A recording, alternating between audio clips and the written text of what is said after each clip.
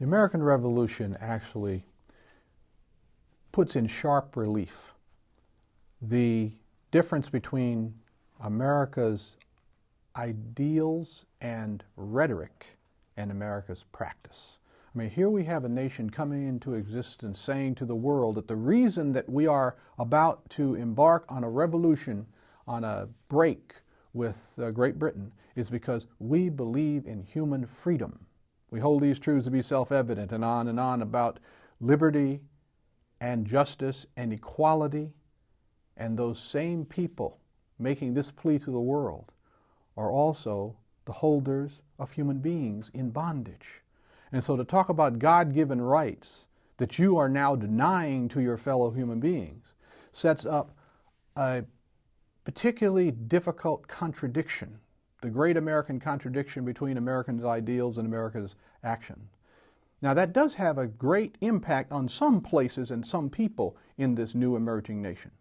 In places in the North where there is slavery, but the numbers of slaves are relatively small compared to the South, and the economic importance of slavery is less compared to the South.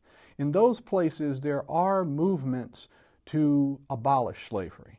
And in some of these northern states, slavery is abolished immediately by constitution. For example, we know that in 1777, Vermont writes a constitution in which slavery is abolished.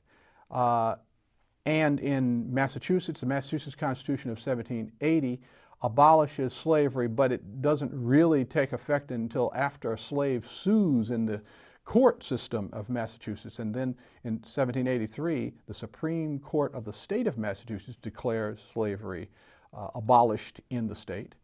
But either through these immediate constitutional measures or through gradual emancipation processes in places like New Jersey and Pennsylvania and New York, slavery is disappearing from the North.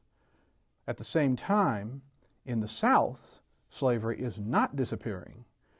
But what that means is that the revolution and its rhetoric is having an effect in the North, which is making it more difficult for those states to justify slavery. Then at the same time, you get, during the Revolution, the British offering freedom to slaves who will come to the British lines and support the British cause.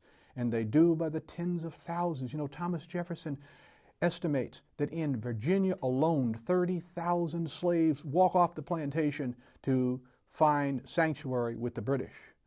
There are also some slaves who are freed because of the fact that the American cause needs supporters, needs soldiers. And some slaves that fight in the American Revolution on the side of the Americans receive their freedom. So that all in all, with the numbers of slaves who run away, the numbers of slaves who are freed because of measures that are being put into place in northern states abolishing the institution, the number of slaves who are freed because they are fighting for the American cause, all in all, we find tens of thousands of slaves who are freed as a result of the American Revolution. In fact, there are more slaves freed in the aftermath of the American Revolution than in any other single event until we come to the Civil War in the mid-19th century.